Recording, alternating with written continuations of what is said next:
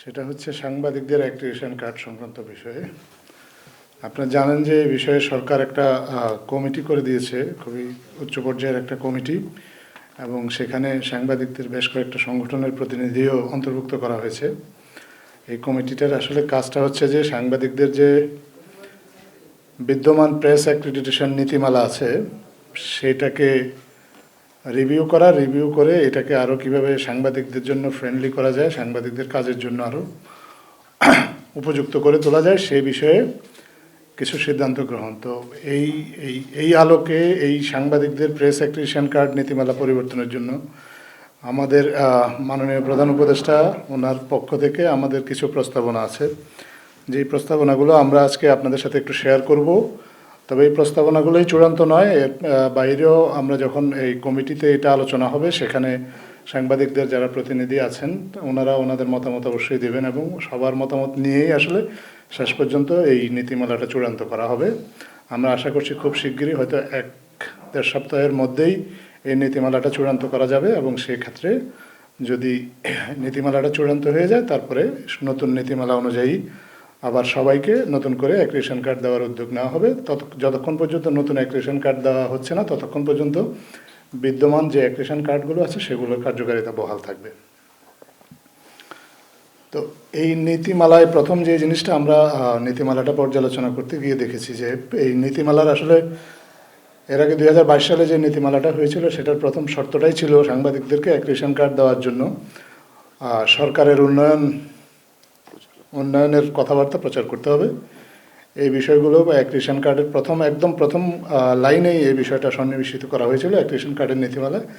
আমরা এই শব্দগুচ্ছগুলো বাতিল করার সুপারিশ করছি, কারণ আমরা মনে করি যে এটা স্বাধীন সাংবাদিকতার পরিপন্থী একটা কাজ। সাংবাদিকরা তথ্য সংগ্রহ করবে, তথ্য সংগ্রহ করার জন্য যারা তাদের মতো করে সাংবাদিকতা করবে, এক্ষেত্রে সরকারের কোনো নিয়ন্ত্রণমূলক কোনো কিছু থাকবে না, এটাই আমরা বিশ্বাস করি। আর একটা যে জিনিস নীতিমালায় আছে, ফ্রিল্যান্স সাংবাদিকতার একটা বিষয় আছে। অতীতে এই ফ্রিল্যান্স সাংবাদিকতার ধারাটাকে অপব্যবহার করে অনেক অসাংবাদিক বা যারা আসলে সাংবাদিকতা পেশার সাথে যুক্ত না কিন্তু নামকাওয়াস্তে সাংবাদিক, তারা এটাকে অপব্যবহার করে তারা এই কার্ড নিয়েছেন, অ্যাক্রিডিটেশন কার্ড নিয়ে সেই কার্ডের যথেচ্ছ ব্যবহার করেছেন, তাতে প্রকৃত সাংবাদিক যারা আছেন তারা ক্ষতিগ্রস্ত হয়েছেন। তো সরকারের পক্ষ থেকে প্রস্তাবনা আছে যে এই ফ্রিল্যান্স সাংবাদিকের বিদ্যমান যে নীতিমালার যে ধারা আছে এই ধারা বাতিল করে এই বিষয়ে কিছুটা সংশোধনী আনা। আমরা এর মানে এই না যে ফ্রিল্যান্স সাংবাদিকদের আসলে কোনো কার্ড দেওয়া হবে না, বিষয়টা এরকম না। ফ্রিল্যান্স সাংবাদিকদের জন্য কিছু নীতিমালায় কিছু জিনিস যোগ করা হচ্ছে, যেমন সাংবাদিকতার পেশায় যারা সম্মানিত ব্যক্তি লেখালেখির সাথে যুক্ত আছেন ওনাদেরকে ফ্রিল্যান্স সাংবাদিকতার ক্যাটাগরিতে অ্যাক্রিডিটেশন কার্ড দেওয়া হবে, এবং সেই অ্যাক্রিডিটেশন কার্ডের কিছু শর্ত যোগ করা হচ্ছে, যেমন ওনাদেরকে কমপক্ষে 20 বছর সাংবাদিকতায় যুক্ত থাকতে হবে, এবং অথবা সাংবাদিকদের অধিকার রক্ষায় কাজ করেন এরকম কোনো সংগঠনের সাথে সম্পৃক্ত থাকতে হবে, যেমন সাংবাদিকদের ইউনিয়ন। এর বাইরে একটা ধারা আছে এই বিদ্যমান নীতিমালায়, এই ধারাটা সাংবাদিকদের জন্য খুবই অপমানজনক এবং অবমাননাকর। যদিও এই ধারাটা বাস্তবে খুব বেশি প্রয়োগ হতে আমরা দেখি নাই, কিন্তু আমরা মনে করি যে এই ধারাটা থাকা উচিত না। বিদ্যমান নীতিমালায় বলা আছে যে সাংবাদিকরা যদি কোনো কারণে বিদেশ যান তাহলে তাদেরকে পররাষ্ট্র মন্ত্রণালয়ের রাষ্ট্রাচার অনুবিভাগ অথবা প্রধান তথ্য কর্মকর্তাকে অবহিত করে যেতে হবে। তো আমরা মনে করি না যে এই ধরনের কোনো বাধ্যবাধকতা থাকা উচিত সাংবাদিকদের ক্ষেত্রে। সো এই ধারাটাও বাতিল করার সুপারিশ করা হবে সরকারের পক্ষ থেকে। অ্যাক্রিডিটেশন কার্ড বাতিল এবং অ্যাক্রিডিটেশন কার্ড ইস্যু করার ক্ষমতাটা এতদিন ধরে প্রধান তথ্য কর্মকর্তার হাতে ন্যস্ত রয়েছে। নতুন নীতিমালায় এই দায়িত্বটা সরকারের পক্ষ থেকে একটা কমিটির হাতে দিতে চায়, যে কমিটিতে প্রধান তথ্য কর্মকর্তাও থাকবেন, আরও সাংবাদিকদের যারা প্রতিনিধি আছেন, ইউনিয়নের প্রতিনিধি, সংবাদপত্রের সম্পাদকদের প্রতিনিধি, টেলিভিশনের সাংবাদিকদের একজন প্রতিনিধি এবং অনলাইন সাংবাদিকদের প্রতিনিধি, তাদের প্রতিনিধি থাকবেন। সবাইকে নিয়ে একটা কমিটি করা হবে, যেই কমিটি আসলে এক রেশন কার্ড ইস্যু এবং এক রেশন কার্ড বাতিলের ব্যাপারে চূড়ান্ত সিদ্ধান্ত গ্রহণ করবে। এবং এই কমিটির সিদ্ধান্ত যদি কারো মনোপুত না হয়, তাহলে আমরা একটা আপিল করারও ব্যবস্থা রাখছি। একটা অ্যাপিল কমিটি করা হবে, যে কমিটিতে জাতীয় দৈনিকের একজন সম্পাদক বা একটা টেলিভিশনের প্রধান সম্পাদক এবং অবসরপ্রাপ্ত বিচারপতি এরকম মর্যাদার কয়েকজন ব্যক্তি থাকবেন। তাদের সাথে প্রধান তথ্য কর্মকর্তা থাকবেন। ওনারা মিলে যদি কোনো বিষয়ে, কোনো সিদ্ধান্তের বিষয়ে আপিল করা হয়, তাহলে ওনারা এই আপিলের বিষয়ে সিদ্ধান্ত গ্রহণ করবেন। একটা জেলা পর্যায়ে সাংবাদিকদের আসলে প্রেস অ্যাক্রিশন কার্ড পাওয়ার কোনো সুনির্দিষ্ট বিধান নেই, যে কারণে জেলা পর্যায়ে সাংবাদিকরা এই ধরনের অ্যাক্রিশন কার্ড পান না বলেই চলে। নতুন নীতিমালায় কিছু বিধিবিধান যুক্ত করা হবে, যাতে জেলা পর্যায়ে সাংবাদিকদেরকে আলাদাভাবে অ্যাক্রিশন কার্ড জেলা পর্যায় থেকেই দেওয়া যায়। আরেকটা গুরুত্বপূর্ণ বিষয় হচ্ছে, নতুন নীতিমালা আসলে স্থায়ী এবং অস্থায়ী অ্যাক্রিশন কার্ড বলে কোনো কিছু রাখার বর্তমান অন্তর্বর্তীকালীন সরকার পক্ষপাতী নয়। এটা সাংবাদিক দিক থেকেও একটা সুপারিশ এসেছে। আমরা এর আগে কিছু সাংবাদিক সংগঠনের সাথে মত বিনিময় করেছিলাম। ওনাদের বেশিরভাগই প্রস্তাব করেছেন যে একটাই অ্যাক্রিশন কার্ড হবে, সেটা স্থায়ী বা অস্থায়ী এরকম কোনো কিছু থাকবে না। সেই অ্যাক্রিশন কার্ডটা মেয়াদ হবে কমপক্ষে 3 বছর। ওনাদের সুপারিশটা সরকার গ্রহণ করেছে। এর বাইরে একটা বিষয় আছে, অ্যাক্রিশন কার্ড বাতিলের ক্ষেত্রে এতদিন ধরে এই বিদ্যমান নীতিমালায় বলা আছে যে কোনো সাংবাদিকের বিরুদ্ধে আসলে ফৌজদারি মামলা দায়ের করা হলেই আসলে সাংবাদিকদের অ্যাক্রিশন কার্ড বাতিল করার সুযোগ আছে প্রধান তথ্য কর্মকর্তার। এই ধারাটাও সংশোধন করে এমনভাবে করার চেষ্টা করা হচ্ছে যাতে কোনো সাংবাদিক যদি কেবলমাত্র ফৌজদারি মামলায় যদি অভিযুক্ত হন বা তার বিরুদ্ধে যদি অভিযোগ গঠন করা হয়, তাহলেই তার অ্যাক্রিশন কার্ডটা স্থগিত করার একটা বিধান করা হচ্ছে। পরবর্তীতে তিনি যদি এই অভিযোগের প্রেক্ষিতে সাজাপ্রাপ্ত হন, তাহলে তার স্বয়ংক্রিয়ভাবে তার অ্যাক্রিশন কার্ডটি বাতিল করার একটা সুপারিশ করা হচ্ছে। আর একটা বিষয় আছে যে এখন আগের নীতিমালায় সাংবাদিকদের একটা প্রতিষ্ঠান কয়টা অ্যাক্রিশন কার্ড পাবে এটা আসলে নির্ধারিত হতো পত্রিকার সার্কুলেশনের ভিত্তিতে। তো এই বিধানটা আসলে উঠিয়ে দেওয়ার সুপারিশ করা হচ্ছে। এর পরিবর্তে আমরা এমন একটা ব্যবস্থা রাখতে চাই যাতে কোনো একটা পত্রিকার সম্পাদক, বার্তা সম্পাদক, বিভাগীয় সম্পাদক এবং মোট রিপোর্টার তাদের সংখ্যার উপর ভিত্তি করে আসলে সর্বোচ্চ 30% অথবা 15 জন এরকম একটা বিধান করার সুপারিশ করা হচ্ছে। আর মূলত এই বিষয়গুলোই আসলে নতুন বিধিমালাতে যুক্ত করা হবে। সুপারিশ করা হবে সুপারিশ আমাদের সরকারের পক্ষ থেকে করা হবে এবং এই সুপারিশের আলোকে সাংবাদিক সংগঠনের যারা প্রতিনিধি আছেন তারা তাদের মতামত দেওয়ার সুযোগ পাবেন এবং তাদের মতামতের প্রেক্ষিতে এবং এই সুপারিশমালার আলোকে আমরা একটা নীতিমালা খুব শিগগিরই চূড়ান্ত করব। এটা গেল সাংবাদিকদের অ্যাক্রিশন কার্ড। আপনারা জানেন যে এর আগে 167 জন সাংবাদিকের অ্যাক্রিশন কার্ড বাতিল হয়েছিল। তাদের মধ্যে 7 জন ইতিমধ্যে আসলে তাদের অ্যাক্রিশন কার্ড রিভিউ করার জন্য সরকারের কাছে আবেদন করেছেন। নতুন নীতিমালা চূড়ান্ত হলে এই নতুন নীতিমালার আলোকে তাদের এই রিভিউ আবেদনটিও বিবেচনা করা হবে। আর একটা বিষয় আজকে আলোচনা করতে চাই, সেটা হচ্ছে আপনারা দেখেছেন যে দেশে একটা তারুণ্যের ক্রীড়া উৎসব চলছে।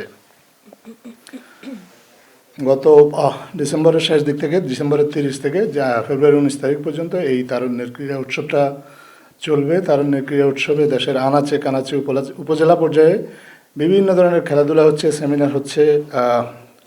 এই খেলাধুলায় ছেলেরা মেয়েরা সবাই অংশগ্রহণ করছে। দুটো জায়গাতে আপনারা হয়তো লক্ষ্য করেছেন যে সমস্যা হয়েছে তারুণ্য উৎসবের বাইরের, যদিও এই খেলাগুলো তারুণ্যের উৎসবের অংশ নয়, কিন্তু সরকার এই দুটো জায়গায় মেয়েদের ফুটবল খেলাকে কেন্দ্র করে কিছু সমস্যার কথা আমরাও লক্ষ্য করেছি, আপনারাও হয়তো লক্ষ্য করেছেন।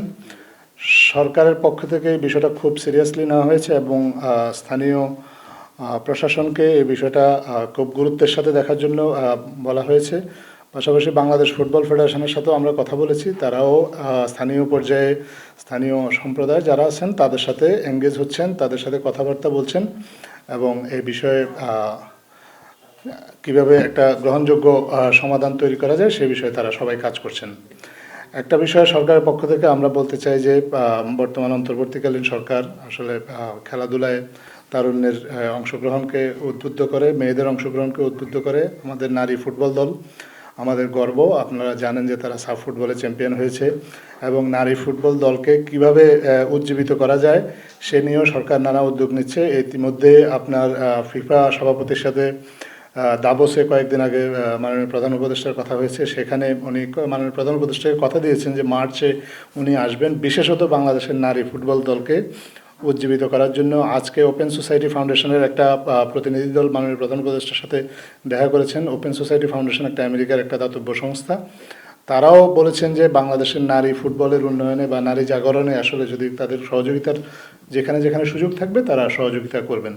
তো এইটা আপনাদেরকে বলার অর্থ এইটাই যে বাংলাদেশ সরকার আসলে নারীদের ফুটবলকে মনে করে যে নারীদের ফুটবলটা প্রমোট করা উচিত, কারণ তারা আসলে আমাদের সমাজের অংশ এবং তারা আমাদের গর্ব। এই নারীদের ফুটবল কোনোভাবে ব্যাহত হোক এটা সরকার চায় না এবং এই জন্য প্রশাসন বা বাংলাদেশ ফুটবল ফেডারেশন সবার সাথে মিলে সরকার আন্তরিকভাবে এই বিষয়ে কাজ করবে। তো এইটা ছিল মোটামুটি আমার ব্রিফ করার বিষয় আপনাদেরকে। এর বাইরে যদি আর কোনো বিষয়ে বা এই বিষয়েও যদি আপনাদের কোনো প্রশ্ন থাকে আমরা আপনাদের প্রশ্নের জবাব দেবো। ধন্যবাদ।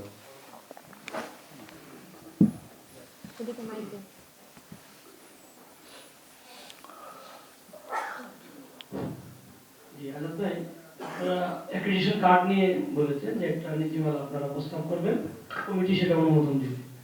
আমরা দেখেছি গত 7-8 বছরে বিভিন্ন বইপুর অনলাইন পোর্টালকে নিবন্ধন দেওয়া হয়েছে এবং পোর্টালের এগেনস্টে অ্যাক্রিডিটেশন কার্ড দেওয়া হয়েছে। আপনারা যদি 30% বা 15 জন ধরে যদি আপনারা কার্ড দেন, এই যে অনলাইন পোর্টালগুলো যেগুলো আছে সেগুলোর ব্যাপারে কোনো সিদ্ধান্ত বা সুপারিশ করবেন কিনা? যারা সরকারের নিবন্ধিত, সরকারের কাছ থেকে নিবন্ধন পেয়েছে তারাই সবাই অ্যাক্রিডিটেশন কার্ড পাওয়ার যোগ্য হবে। এক্ষেত্রে আমাদের সুপারিশটা থাকবে যেই পরিমাণ সাংবাদিক সেখানে কাজ করেন সেই সাংবাদিকদের কমপক্ষে সর্বোচ্চ 30% সাংবাদিক কার্ড পাবেন। এর আগে আমরা দেখেছি বর্তমানে এই মুহূর্তে এমনও প্রতিষ্ঠান আছে যাদের 30 থেকে 35 জন সাংবাদিক অ্যাক্রিডিটেশন কার্ড নিয়েছেন, কিন্তু বাস্তবে ওই প্রতিষ্ঠান বা ওই গণমাধ্যমের আসলে সেভাবে কোনো উপস্থিতি দেখা যায় না। এরকম যাতে অপব্যবহার না হয়, যাতে প্রকৃত সাংবাদিকরা পায়, সেই জন্যই আসলে এই আনুপাতিক হারটা অথবা সংখ্যাটা নির্ধারণ করে দেওয়া হচ্ছে। নিবন্ধিত অনলাইন তাদের সাংবাদিকের সংখ্যার উপর ভিত্তি করে আনুপাতিক হারে তাদেরকে কার্ড দেওয়া হবে, সেটা যেই প্রতিষ্ঠানই হোক। সুপারিশ। আমি মাহফুজ সাদি, আমার দেশ পত্রিকায় আছি। আমার একটা প্রশ্ন হলো, গতকালকে আওয়ামী লীগ তাদের অফিসিয়াল মেইল বা ফেসবুক থেকে একটা পোস্ট করেছে যে 1 ফেব্রুয়ারি থেকে প্রচারপত্র বিলি থেকে 18 ফেব্রুয়ারি পর্যন্ত তারা হরতালও আছে, অবরোধ আছে, বিক্ষোভ আছে। তো এই ব্যাপারে সরকারের আসলে অবস্থানটা কি বা সরকার কি ভাবছে? সরকারের অবস্থান খুবই স্পষ্ট।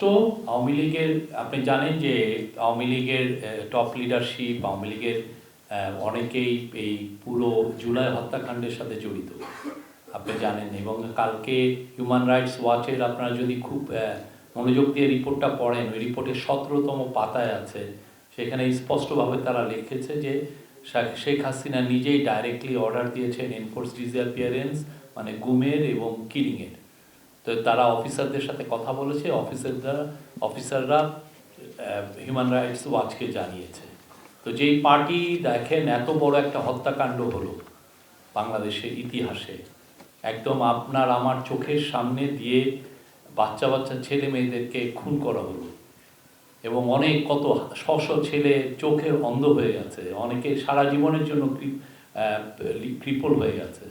তো তারপরে এদের মধ্যে তো কোনো অনুশোচনা নাই, রিমোর্স নাই, রিগ্রেট নাই। এবং আপনি ওদের যদি ওয়ার্ডিং দেখেন, তারা আরও মিথ্যা কথা বলছে যে 3000 পুলিশ মারা গেছে। কত বড় জালিয়াতি, কত বড় মিথ্যা কথা।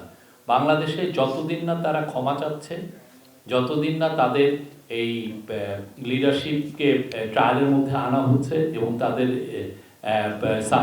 সাবমিট টু জাস্টিস, এবং তাদের যতদিন না তাদের অ্যাকাউন্টেবিলিটির মধ্যে আসছে, ততদিন তাদের কোনো প্রোটেস্ট করার আসলে করতে দেওয়া হবে না। প্রোটেস্ট কোনো ধরনের কোনো, বাংলাদেশের মানুষকে আগে তাদেরকে আগে বিচারের সম্মুখীন হতে হবে। আমাদের স্পষ্ট অবস্থান এখানে।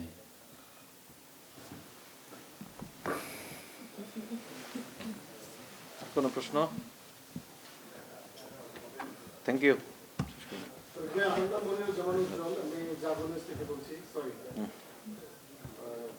জুলাই সনদ নিয়ে গত মাসে বেশ আলোচনা হয়েছে, তো হঠাৎ করে জুলাই সনদ একটা শোনা যাচ্ছে না। 23 তারিখ পর্যন্ত মতামত নেওয়ার কথা ছিল।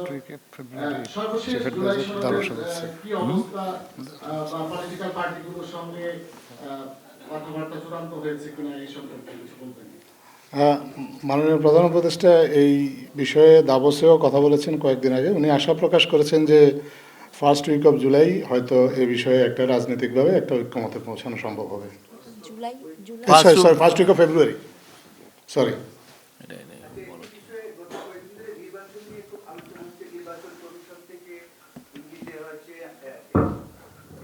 ডিসেম্বর অথবা জানুয়ারিতে নির্বাচন হতে পারে, তো এরকম কি কোনো সরকারের পক্ষ থেকে কোনো গাইডলাইন হয়েছে যে জানুয়ারি কিংবা ডিসেম্বরে নির্বাচন হবে? আমরা আমাদের অবস্থান তো বারবার স্পষ্ট করেছি। আমরা দুটো ডেট দিয়েছি। একটা হচ্ছে যে যদি কম রিফর্ম হয় সেক্ষেত্রে এই বছরের ডিসেম্বরের মধ্যে ইলেকশনটা হবে, হ্যাঁ সেটা আমরা বলেছি, মানে ইন্টারিম গভর্নমেন্ট বলেছে। আর একটা হচ্ছে যে যদি পার্টিগুলো মনে করে যে না আমরা আরও বেশি রিফর্ম চাই গভর্নমেন্টের কাছ থেকে, তাহলে সেক্ষেত্রে আরও 6 মাস এটা এক্সটেন্ড করা যেতে পারে, মানে জুন 2026-এর মধ্যে হতে পারে। এইটার ব্যাপারে বারবার আমাদের গভর্নমেন্ট, ইন্টারিম গভর্নমেন্টের অ্যাডভাইজার, আমাদের মাননীয় চিফ অ্যাডভাইজার বারবার এটা বলেছেন। এখন ইলেকশন কমিশন একটা ইন্ডিপেন্ডেন্ট অর্গানাইজেশন, ইন্ডিপেন্ডেন্ট বডি, তারা তাদের কথা বলছেন। আমার মনে হয় যে এটা নিয়ে সামনে আরও কথা হবে। এই স্পষ্ট একটা যখন আসবে স্পষ্ট ডেট আপনারা শুনবেন। বাট তার আগে যেটা খুবই প্রয়োজন বা যেটা নিয়ে কাজ হচ্ছে সেটা হচ্ছে যে রিফর্ম। সেই রিফর্মের আমরা আশা করছি যে এই মাসের ফেব্রুয়ারি মাসের মাঝ বরাবর সমস্ত রিফর্মের রিপোর্টগুলো পাওয়ার পরে কনসেনসাস কমিশন কাজ করবেন। ওইটার পরে রিফর্মের উপরে অনেকগুলো নির্ভর করবে আসলে এক্স্যাক্টলি কবে ভোটটা হবে। শফিক ভাই, আমি রূপমঞ্জন বাংলাদেশ প্রতিদিন থেকে বলছিলাম। আমার একটা প্রশ্ন হচ্ছে যে গতকালকে প্রধান উপদেষ্টার কাছে যে হিউম্যান রাইটস এর প্রতিবেদনটা হস্তান্তর করা হয়েছে, সেখানে বিতর্কিত সাইবার সিকিউরিটি আইন নিয়ে কথা বলা হয়েছে যে আপনারা সেই আইনটা বাতিল না করে তার কিছু কিছু বিতর্কিত ধারা রেখেছেন, এবং সাংবাদিকদের গ্রেফতারের বিষয়েও বলা হয়েছে, তাদের মামলার বিষয়ে বলা হয়েছে যে 150 জনের মতো সাংবাদিককে হত্যাকাণ্ডে যুক্ত হয়েছে, যেটা মানবাধিকারের লঙ্ঘন বলে মনে করছে সংস্থাটি। এই বিষয়ে আপনার স্পষ্ট বক্তব্য চাই। আরেকটা প্রশ্ন, সিপিডি আজকে সকালে বলেছে যে ব্যবসা বাণিজ্যে গত 6 মাসেও এই সরকারের স্বস্তি আনার মতো কোনো পদক্ষেপ নেয়নি। এই বিষয়ে সরকারের অবস্থানটা কি? আচ্ছা, আপনার প্রথম প্রশ্নটা কি ছিল? হিউম্যান রাইটস ওয়াচের যে প্রতিবেদনটা, সেখানে আপনি সাইবার সিকিউরিটি অ্যাক্টের যে বিষয়টা এসছে, এটার আপনারা জানেন এটা নিয়ে অনেক লেখালেখি হচ্ছে, অনেক ওয়ার্কশপ বা সেমিনার হচ্ছে, অনেকে অনেক অপিনিয়ন দিচ্ছে। আমরা সমস্ত অপিনিয়নকে সম্মান জানাই, প্রত্যেকটা অপিনিয়নকে সম্মান জানাই। আপনারা আরও এটা নিয়ে কথা বলেন। এই গভর্নমেন্ট, ইন্টারিম গভর্নমেন্ট এমন কোনো ল করবে না যেটা এই জনগণের বা কারো কথা বলার রাইটকে ক্ষুণ্ণ করে, এমন কোনো ল করবে না। বাট এটা হোল আইডিয়া ছিল যে আগের যেহেতু সাইবার সিকিউরিটি একটাই স্ক্র্যাপ করা হয়েছে, সেই স্ক্র্যাপের ফলে আমরা চাচ্ছিলাম যে একটু তাড়াতাড়ি একটা ল করতে, কারণ একটা ভ্যাকুয়াম তৈরি হচ্ছে। আপনি জানেন অনলাইনকে ইউজ করে যারা ভালনারেবল, যারা জনগোষ্ঠী, মেয়েদেরকে, শিশুদেরকে টার্গেট করা হয়, বুলিং করা হয়। তো সেই জন্য একটা ল আমরা তাড়াতাড়ি চাচ্ছিলাম যে যাতে এই ভ্যাকুয়ামটা, মানে এই গ্যাপটা খুব দ্রুত পূরণ হয়। কিন্তু আপনারা সবাই এটা নিয়ে বলছেন এবং এই বিষয়টা আপনাদের প্রতি মানে ইন্টারিম গভর্নমেন্ট রেসপেক্ট করে এবং এটা নিয়ে আপনারা আরও কথা বলতে পারেন, সেটা সবার কথাগুলোই অ্যাকোমোডেট করবে। এবং ইতিমধ্যে অনেক বিদেশি সংস্থা ওরাও বলছেন, ইভেন মাইক্রোসফট এর global head of policy sir নিক ক্লেগ, উনি ব্রিটেনের ডেপুটি প্রাইম মিনিস্টার ছিলেন, উনিও বলেছেন যে ওনারাও এই সিমিলার ল অনেক দেশে হয়েছে এবং সেই ব্যাপারে ওনারা কন্ট্রিবিউট করেছেন যে কীভাবে এই লটা করতে হয়। সেই ক্ষেত্রে ওনাদের এক্সপার্টিসটা দিয়েছেন। ওনারা কিন্তু বাংলাদেশের ক্ষেত্রেও তারা এই এক্সপার্টিসটা ওনারা অফার করেছেন। তো আমরা সবার সাথে এই সবার কথাটা আসুক এবং এটা এমন একটা ল হবে যেটা সমস্ত কনসার্নকে অ্যাড্রেস করা হয়। আরেকটা হচ্ছিল হলো আর ওই যে না 140টা সাংবাদিকের ব্যাপারে আমার মনে হয় এখানে হিউম্যান রাইটস ওয়াচের যে আমি রিপোর্টটা কালকে সারা রাত পড়েছি, পড়ে আপনি দেখেন যে 140 জন উনিরা বলছেন অথরিটিস কিন্তু কেস দেয়নি, ওইখানে বলেছে অথরিটিস, কিন্তু আমার মনে হয় হিউম্যান রাইটস ওয়াচের এখানে জানার ভুল আছে যে এটা অথরিটিস, এটা হচ্ছে যে ভিকটিমের ফ্যামিলিগুলো কেসগুলো করেছে, এটা বাংলাদেশ গভর্নমেন্ট করেনি, পুলিশ করেনি। সাংবাদিকদের এগেনস্টে যে কেসটা সেটা আমরা করিনি, এটা করেছে ভিকটিম। এখন একজন ভিকটিমের ফ্যামিলি যার ছেলে মারা গেছে, যার ভাই মারা গেছে, উনি যদি এসে কারো এগেনস্টে কেস করেন, সেখানে আমরা তো এটার জন্য দায়ী না, সেক্ষেত্রে আমার কি করার আছে? তো সেই জায়গাটা আমার মনে হয় ওই যে ওনাদের এটা ভুল, আমরা অবশ্যই তাদের সাথে কন্ট্যাক্ট করব, করে বলবো যে আপনারা এটা অ্যামেন্ড করতে হবে, বিকজ এটা তো আমরা কেসটা করি নাই। আপনি যদি দেখেন 140 জন বা সাংবাদিক বা যার কথা বলা হচ্ছে একটা ভিকটিম ফ্যামিলি কেস করেছে, এবং সেই ক্ষেত্রে আমরা মোরালি ওই ভিকটিম ফ্যামিলিকে যে বলতেও পারি না যে না আপনি কেসটা করেন না। তো বাট আমরা যেটা করেছি সেটা হচ্ছে যাতে মানুষজন যাতে হ্যারেস না হয়, এবং এই হ্যারাসমেন্টটা যাতে এবং এই কেসগুলো যাতে খুব দ্রুত একটা ডিসপোজ অফ করা যায়, সেজন্য একটা তথ্য মন্ত্রণালয়ের একটা 8 সদস্য বিশিষ্ট একটা কমিটি করে দেওয়া হয়েছে, হেডেড বাই অ্যাডিশনাল সেক্রেটারি।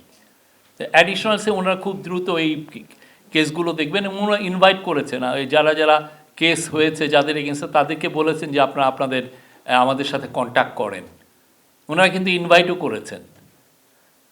তো এই জায়গাটা আমরা মনে করছি আমরা যথেষ্ট স্বচ্ছতার ইয়েতে আছি, এবং মাত্র 4 জন সাংবাদিক অ্যারেস্ট হয়েছে, বাকি আপনি দেখেন কেউ তো অ্যারেস্টও হয়নি, ঠিক না?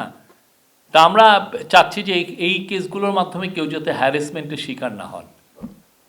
আর 3 নম্বর যে সিপিডির যেটা কথা বললেন, আমরা মনে করি যে আমাদের বিজনেসের পরিবেশ এবং এই গত 6 মাসে এই গভর্নমেন্টের যে অর্জন, এটা অভূতপূর্ব। আপনি দেখেন এই যে প্রত্যেকটা এই যে স্টক মার্কেটে আপনি দেখবেন যে প্রত্যেকটা কোম্পানি কিন্তু তাদের প্রফিট এগুলো ঘোষণা করছে, তাদের 3 মাস বা 6 মাসের ইয়েটা ঘোষণা করছে, এবং আপনি দেখেন না কোম্পানিগুলো কেমন পারফর্ম করেছে গত 6 মাসে, সেখানে তো স্পষ্ট দেখা যাচ্ছে। প্লাস কি আপনি এক্সপোর্টের ফিগার, আমরা বারবার বলছি যে আমরা এক্সপোর্টের কোনো ফিগার ম্যানিপুলেট করি না।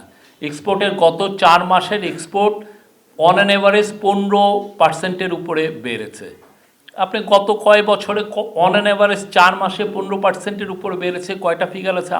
আমি তো এক্সপোর্টের ফিগার জানি, আমি আগে ইকোনমিক জার্নালিজম করেছি।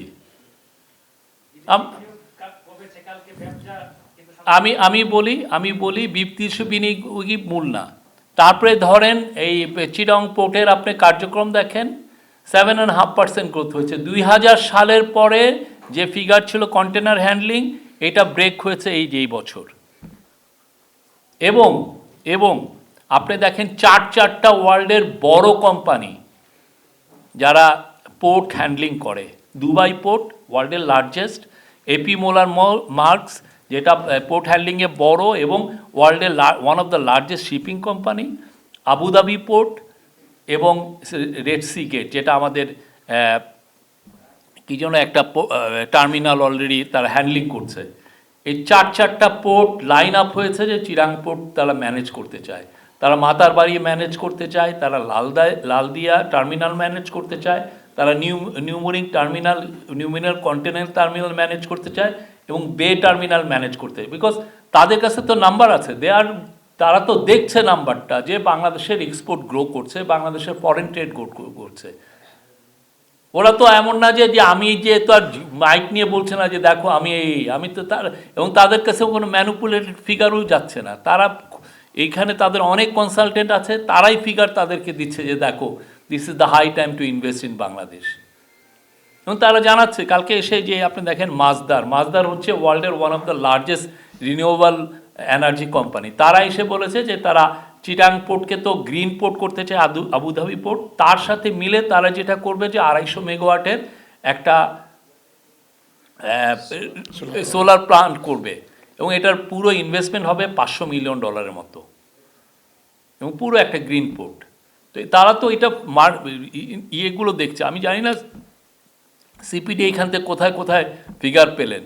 আর আবার আমিও বলছি যে আপনারা অনেকে হাইলাইট করছেন যে বেশ কিছু ফ্যাক্টরি বন্ধ হয়ে গেছে।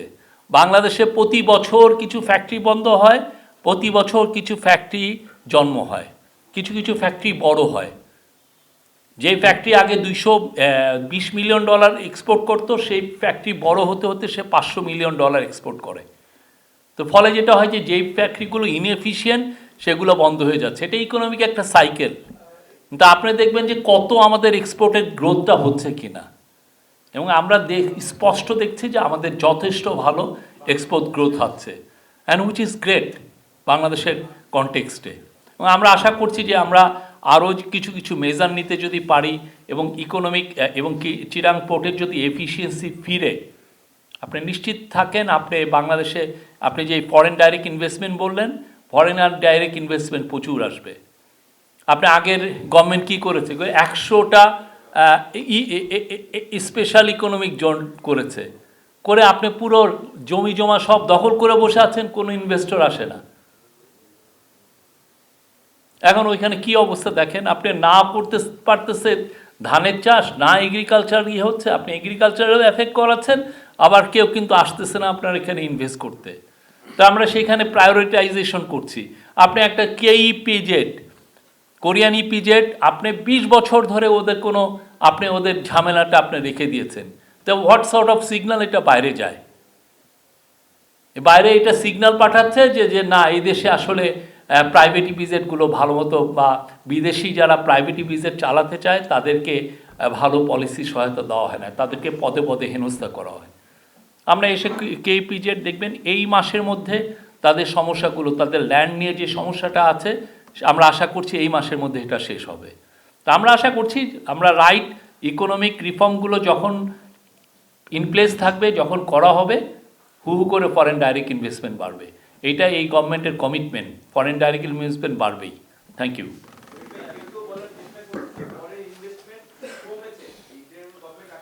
না, এটা এটা এটা কন্টিনিউয়েশন আসছে না। আমরা তো এই যে আমরা তো বানিয়ে নিয়ে আসছি না, এই যে 4টা পোর্টের যে কোম্পানি আসলো, আমরা তো কাউকে হায়ার করে নিয়ে আসছি না, তারাই লাইন আপ হয়েছে। এবং আমি ডেভোসে বলছি, ডেভোসে প্রফেসর ইউনুসের সাথে মিনিমাম অ্যানাদার 30 কোম্পানিজ দেখা করতে চাচ্ছিলেন, কিন্তু ওনার ওই সময়টা ছিল না। কারণ আপনি যেটা হয়েছে যে আপনি জুলাই অগাস্ট বা ওইটার কন্টিনিউশনের কারণে আপনার ফরেন ডাইরেক্ট ইনভেস্টমেন্টের কিছুটা ইম্প্যাক্ট হয়েছে। তা আমরা তো ওইটা দিচ্ছি। এবং ফরেন ডাইরেক্ট ইনভেস্টমেন্ট না আসার ওয়ান অফ দ্য রিজন ছিল, সেটা হচ্ছে যে আপনি বছরের পর বছর কাউকে প্রফিট রিপ্যাট্রিয়েট করতে দিতেন না। আপনি এয়ারলাইন্সগুলোকে জিজ্ঞেস করেন কয় বছর তারা টাকা বিদেশ তাদের প্রফিটটা পাঠাইতে পারে নাই। আপনি আলিকো যেটা মেট লাইফকে জিজ্ঞেস করেন কয় বছর সে বিদেশে টাকা পাঠাইতে পারে নাই। আপনি ইয়েকে বলেন কি জন্য, শেভরনকে বলেন না, শেভরন কয় মাস কত বছর ধরে বিদেশে টাকা পাঠাতে, সে বিজনেস করছে এখানে, কিন্তু আপনি বললেন যে না, আপনার প্রফিট রিপ্যাট্রিয়েট করতে পারবেন না। এবং ফলে আমরা এসে কি করেছি, আমরা এসে শেভরনের সাথে একটা ইনফর্মাল একটা চুক্তি হয়েছে যে তোমার সমস্ত টাকা আমরা 6 মাসে আমরা পে অফ করব। এবং আপনি দেখেন না, কালকে এই যে ডেলি স্টারে আমাদের মাননীয় ফিনান্স অ্যাডভাইজার দিয়েছেন যে $4.5 বিলিয়ন ছিল আপনার এলসি রিলেটেড পেমেন্ট ফরেন কোম্পানিগুলোর সাথে, তার মধ্যে $4 বিলিয়ন পে হয়ে গেছে উইদাউট টাচিং দ্য রিজার্ভকে টাচ করা ছাড়াই, মাত্র বাকি আছে $500 মিলিয়ন। এখন ওই যে যদি আপনি দেখেন যে না, আমি এখানে বিজনেস করতে আসবো কিন্তু আমি প্রফিট রিপ্যাট্রিয়েট করতে পারছি না, কে আসবে? আপনি যাবেন, ঠিক না? এবং আপনার টাকার ওয়ান তো কমছে। তাই এই জন্য ম্যাক্রো ইকোনমিক স্ট্যাবিলিটিটা খুব ইম্পর্টেন্ট, যেটা এই গভর্নমেন্ট কাজ করছে যে ম্যাক্রো ইকোনমিক স্ট্যাবিলিটি আনার জন্য। এবং সেটা দেখেন অলরেডি গত মাসের আগের মাসে আমরা দেখেছি, ডিসেম্বরে দেখেছি যে গত মাসে যে আস্তে আস্তে আমাদের ইনফ্লেশনটা কমে আসে, এবং আমাদের ধারণা এটা সিঙ্গেল ডিজিটের একটু নিচেই নামবে। Thank you. একজন, যে কোনো একজন। আমি অমিতোষ পাল, আমি সমকাল পত্রিকায় কাজ করি। যদি অনুমতি দেন তাহলে একটা কোশ্চেন করি। হ্যাঁ, আমি একটা আওয়ামী লীগের কর্মসূচির প্রসঙ্গে একটু বলতে চাচ্ছিলাম। সেটা হলো, আপনার কথা থেকে যেটা বুঝলাম সেটা হলো যে আর যতদিন পর্যন্ত আওয়ামী লীগের বিশেষ করে যারা অপরাধী, আওয়ামী লীগের শেখ হাসিনা, স্বরাষ্ট্রমন্ত্রী সাবেক কামাল সাহেব, এরকম মানে যারা ফ্যাসিস্ট, যারা খুনি বা যারা হত্যাকাণ্ডের সাথে সম্পৃক্ত ছিল, তাদেরকে বিচারের আওতায় না আনা পর্যন্ত আওয়ামী লীগকে কোনো কর্মসূচি পালন করতে দেওয়া হবে না, আমি যেটুকু বুঝেছি আপনার। না, এবং ক্ষমাও চেতে হবে, হ্যাঁ, ক্ষমাটা চেতে হবে, খুব হ্যাঁ। ভালোভাবে ক্ষমা চেতে হবে এবং ওদের ক্লিন একটা লিডারশিপ আসতে হবে। হ্যাঁ হ্যাঁ, সেটাই। তো আমি বলছি যে আওয়ামী লীগের এই যে কার্যক্রম বিগত সময়ে, বিগত সরকারের শেষ দিকে, বিশেষ করে জুলাই অভ্যুত্থান যদি আমি বলি, সেটার সঙ্গে যারা আওয়ামী লীগের তৃণমূল পর্যায়ের অনেক নেতা আছেন, আমরা জানি যে তারা ভালো, তাদের গায়ে হয়তো ওই রকম মানে খুনির দাগটা লাগে নাই, এবং আওয়ামী লীগের প্রায় আমরা শুনি যে 30 থেকে 35% ভোটারও আছে। তো আওয়ামী লীগ তো শেখ হাসিনা বা যারা গত মন্ত্রিসভায় ছিল বা যারা কামাল শাহ, তাদের বাপদাদার সম্পত্তি আওয়ামী লীগ না। তো যে যারা তৃণমূল পর্যায়ে বা সাধারণ যারা আওয়ামী লীগের সমর্থক, অনুসারী, কর্মী, হ্যাঁ, বা অরিজিনাল যে আওয়ামী লীগের প্রতিষ্ঠাতা তো শেখ হাসিনা না বা বঙ্গবন্ধু না, তাই না? তাহলে প্রশ্নটা কি? সেই দলকে মানে কেন রাজনৈতিক কর্মসূচি পালন করতে? ওই আওয়ামী লীগের যারা ধরেন ক্লিন আছে বা যারা এই হত্যাকাণ্ডে জড়িত না, তারা কি অনুতপ্ত হয়েছে? তারা কি বলেছে যে আমরা অনুতপ্ত? আপনি দেখেছেন আমাদের পার্টি এই কাজটা করেছে, এই জন্য আমরা অনুতপ্ত ফিল করছি, আমরা ক্ষমা চাই? এটা তো মানে আপনি কিলিংগুলো দেখেন না, আপনি 71টা শিশুকে তারা মেরেছে, মানে হেলিকপ্টার দিয়ে আপনি উপরে যাচ্ছেন, হেলিকপ্টার দিয়ে আপনাকে মারছে। আর আওয়ামী লীগ তাদের পার্টি সম্পদ না হলে আওয়ামী লীগের কে এসে বলছে যে আমি হাসিনার লিডারশিপ মানি না, আমি একটা ক্লিন লিডারশিপ চাই? কে এসে অনুতপ্ত হচ্ছে? বরঞ্চ এদের অনেকে মিথ্যা কথা বলছে। শরীফ ভাই, আমার নাম রাহুল শর্মা, আমি আজকে পর্যায়ে কাজ করি। আমার একটা প্রশ্ন ছিল, সেটা হলো সরকারি 7 কলেজ নিয়ে। আপনি জানেন যে ঢাকা বিশ্ববিদ্যালয়ের অধিভুক্তি বাতিল করেছে, এরপরে চলতি শিক্ষাবর্ষের ভর্তি নিয়ে একটা জটিলতা সৃষ্টি হয়েছে। শিক্ষা উপদেষ্টা গতকাল একটা প্রোগ্রামে বলেছে যে উনি জানতেন না এই বিষয়টা, আর এই পরিপ্রেক্ষিতে গতকাল রাতে মাননীয় প্রধান উপদেষ্টার সাথে একটা বৈঠক হয়েছে ইউজিসি চেয়ারম্যান এবং ঢাকা ইউনিভার্সিটি ভিসি। এই সার্বিক বিষয়টা, এই যে ভর্তি নিয়ে জটিলতা সৃষ্টি হলো, সার্বিক বিষয়টা নিয়ে আপনাদের এটা নিয়ে আমাদের মাননীয় শিক্ষা অ্যাডভাইজার কাজ করছেন, আপনারা খুব দ্রুত রেজাল্ট পাবেন। Thank you. আমার নাম সুলাইমান সালমান, আমি নিউজ পত্রিকায় কাজ করি। আমার একটা কোশ্চেন ছিল, সেটা হচ্ছে আমরা দুদক থেকে যেটা জানতে পারছি যে সাইমা ওয়াজেদ ফুতুলের বিষয়ে যে WHO যে রিজিওনাল ডিরেক্টর হয়েছিল, সেখানে বেশ কিছু অনিয়ম এবং দুর্নীতির মাধ্যমে এটা হয়েছে, সে বিষয়ে দুদক তদন্ত করছে। এবং আমরা যেটা শুনতে পাচ্ছি যে গভর্নমেন্টের পক্ষ থেকে একটা চিঠি দেওয়া যায় কিনা যে WHO কে, যে এই বিষয়ে তার যে দুর্নীতি পাওয়া গেছে এই বিষয়ে, মানে আনঅফিসিয়ালি আমরা শুনতে পাচ্ছি। তো গভর্নমেন্টের আসলে ওরকম কোনো আছে কিনা তার বিষয়ে WHO কে ইনফর্ম করা, যে তার অ্যাপয়েন্টমেন্টটা আসলে দুর্নীতি। আমরা এর আগেই WHO কে একটা চিঠি দিয়েছিলাম, আমরা অলরেডি তো আপনারা জানেন, আমরা বলেছিলাম তার বিষয়ে আমরা তাকে WHO কে জানিয়েছি, এবং ওই পরিপ্রেক্ষিতে আমরা বলেছি যে WHO রিজিওনাল অফিসের মাধ্যমে না, সরাসরি হেড অফিসের সাথে আমরা কাজ করব। আর যে তার করাপশন রিলেটেড যে ইনভেস্টিগেশনের কথা বলছেন, সেটা ACC করছে, এবং সেইখানে যদি ভালো যে পরিমাণ ফাইন্ডিংস আছে সেই উপরে তারা চিঠি লিখবেন, এবং এই চিঠিটা কনভে করবে হচ্ছে ফরেন মিনিস্ট্রি। আপনি ফরেন মিনিস্ট্রির সাথে একটু কথা বলবেন। আমি নিয়াজ মোর্শেদ, দেশ টেলিভিশন থেকে। আমি দুটো প্রশ্ন করতে চাই। একটা হলো, আপনার ভারত ভিসা সীমিত করেছে এবং সেই সাথে আরব আমিরাত 5 আগস্টের পর থেকে ভিসা বন্ধ রেখেছে। এই বিষয়গুলো আসলে যেসব দেশ ভিসা বন্ধ রেখেছে, সেই বিষয়ে আপনাদের সরকারের পক্ষ থেকে কোনো আলোচনা হয়েছে কিনা, বা আসলে বিষয়গুলো যাতে খোলা হয় এই ধরনের কোনো সিদ্ধান্ত নেওয়া হয়েছে কিনা, এই একটা প্রশ্ন। দ্বিতীয় একটা প্রশ্ন, আজকে বিএনপির স্থায়ী কমিটির সদস্য সালাউদ্দিন আহমেদ বলছেন যে যদি নির্বাচন বিলম্বিত করে সরকার, সেক্ষেত্রে তাদেরকে জনগণের কাছে জবাব দিতে হবে কেন বিলম্বিত করা হচ্ছে। এবং গণ অধিকার পরিষদের সভাপতি যিনি বিপি নুরুল হক নূর, তিনিও বলছেন যে এই সরকার, আপনার নির্বাচিত সরকার ছাড়া দেশকে এখন সামাল দেওয়া যাচ্ছে না, এটাও তিনি অভিযোগ করেছেন। আপনাদের অবস্থানটা যদি আমি লাস্টের হলে দেশকে তো 6 মাস ধরে ভালোই সামাল দেওয়া হচ্ছে, ঠিক না? আপনি এই গভর্নমেন্টের এগেনস্টে কোনো অভিযোগ পেয়েছেন? কোনো ধরনের অভিযোগ পেয়েছেন? খুবই ভালোভাবে সামাল দেওয়া হচ্ছে।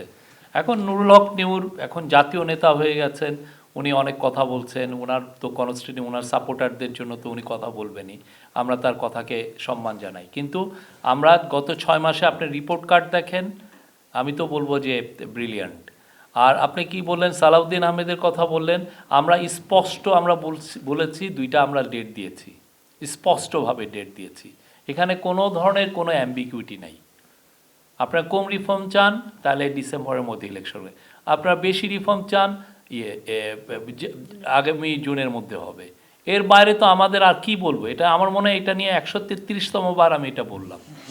হ্যাঁ, তো এইটা তো না। আর আপনি কি বলছিলেন আর একটা জন্য, হ্যাঁ ভিসা সংক্রান্ত বিষয়, আমার ইউএইটা বিষয়টা আমি জানি না। ইন্ডিয়া তো বলছে যে তারা আস্তে আস্তে ভিসা বাড়াচ্ছে। তারা আমাদের বিক্রম মিস্ত্রি যখন এসেছিলেন তারা বলেছিলেন যে এটা সংখ্যা বাড়াচ্ছে। ইউএইটা আসলে সত্যি 5ই অগাস্টের পরে হয়েছে কিনা আই এম নট শিওর। এই বিষয়টা আমি ফরেন মিনিস্ট্রির কাছ থেকে জেনে নিব। বাট ইউএই থেকে আপনারা দেখেছেন তো, ইউএইতে যে মানে কিছু আমাদের ভাই বোনরা যারা প্রোটেস্ট করেছিলেন তাদেরকে জেল হয়েছিল, অনেকের যাবজ্জীবন হয়েছিল। প্রফেসর ইউনূসের অনুরোধে ওইখানের যে আমির মোহাম্মদ বিন জায়েদ উনি কিন্তু সবাইকে মাফ করে দিয়েছেন, সবাই এখন বাংলাদেশে এসছে। এবং সামনে যে ওয়ার্ল্ড গভর্নমেন্ট সামিট একটা হওয়ার কথা এই ফেব্রুয়ারি মাসের প্রথমার্ধেই, এবং সেই সময় মাননীয় অ্যাডভাইজার যাচ্ছেন, আমরা আশা করছি উনি এখানে যাবেন। গেলে আপনি দেখবেন যে আরও তাদের সাথে আমাদের সম্পর্ক আরও ভালো হবে, উন্নততর হবে। Thank you.